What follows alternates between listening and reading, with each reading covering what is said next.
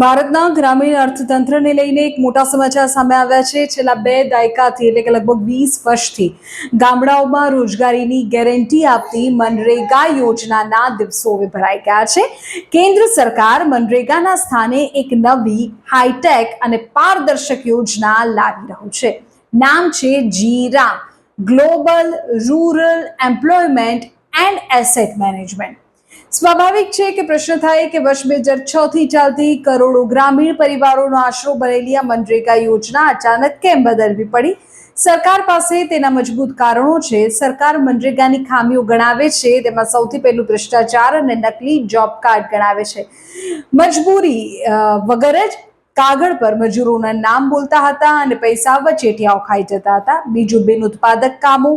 મનરેગા હેઠળ મોટા ભાગે માટી કામ, સફાઈ કે ખાડા ખોદવા જેવા કામો થતા, જે ચોમાસાના પહેલા વરસાદમાં ધોવાઈ જતા। પરિણામે ગામડાઓમાં કાયમી મિલકત ઊભી નહોતી થતી। ત્રીજી ખામી હતી વેતનની ચૂકવણીમાં અઠવાડિયું કે મહિનાઓ સુધીનો વિલંબ। હવે જી-રામ યોજના તેનો ઈલાજ છે, તો સરકારનું કહેવું છે। સરકાર આ યોજના દ્વારા રોજગારીની આખી વ્યાખ્યા અને પદ્ધતિ બદલવા જઈ રહી છે। સરળ શબ્દોમાં સમજાવીએ કે એવું તે શું ખાસ છે આ યોજનામાં। સૌથી પહેલું, સ્માર્ટ અને ડિજિટલ મોનિટરિંગ। ફેસ રેકગ્નિશન થશે, બાયોમેટ્રિકથી કામ થશે, આર્ટિફિશિયલ ઇન્ટેલિજન્સની મદદ લેવાશે, સેટેલાઇટ મેપિંગ થશે। બીજું, પાકી સંપત્તિનું નિર્માણ।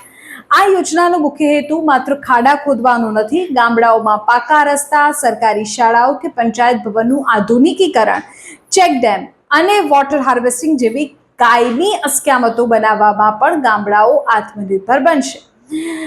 સુપરફાસ્ટ પેમેન્ટ થશે, વચેટિયાઓની સિસ્ટમ સંપૂર્ણપણે નાબૂદ થશે। મજૂરે કામ પૂરું કર્યું એટલે ગણતરીના દિવસોમાં સીધા તેના બેંક ખાતામાં આધાર લિંક દ્વારા પૈસા ટ્રાન્સફર।